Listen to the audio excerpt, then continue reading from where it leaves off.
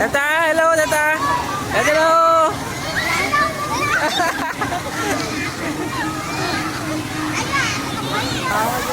Hello Tata.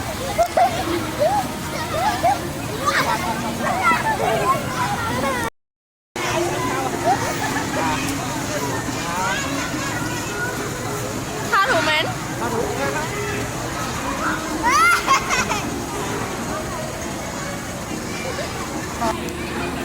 Lên phải Trinh, phải Trinh.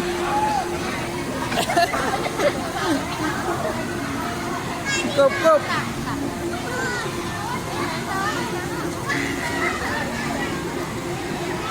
Cộp, cộp.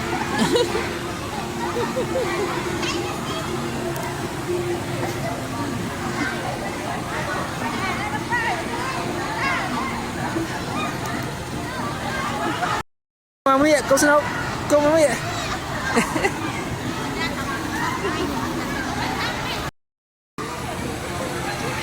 Cục vai chị.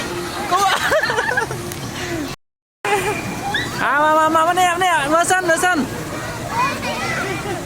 À, mami.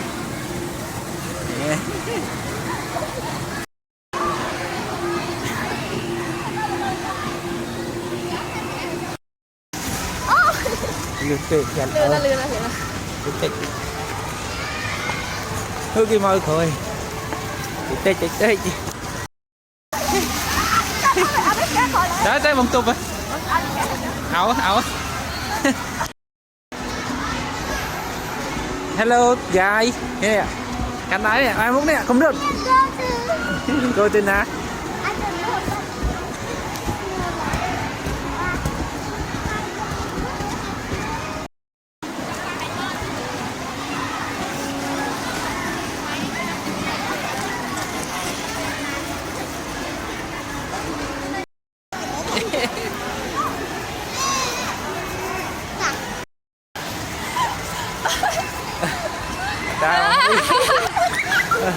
Hãy tụm tay chứ, tụm lên phải.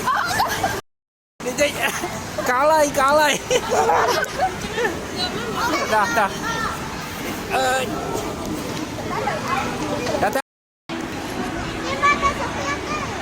Let's go. Ấn vậy. Anh bắt lấy không? Anh không.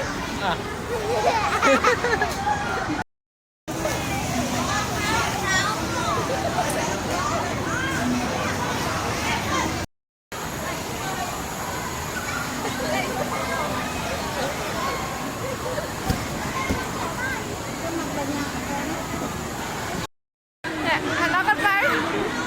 Chát. Tham ai mà chân kia đấy. Tuấn vào tham ai mà chân kia đấy. Chúng móc là có ho bên mày rồi.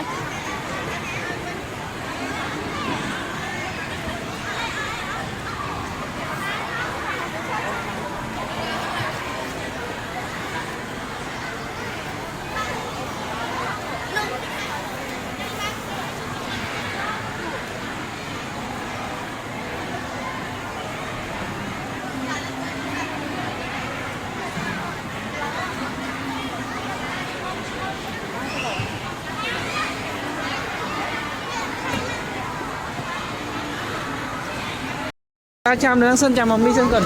Nè cho lại nè. Cái đánh Buddha nè, cho lại lên sân đấy. Hello guys vui ơi.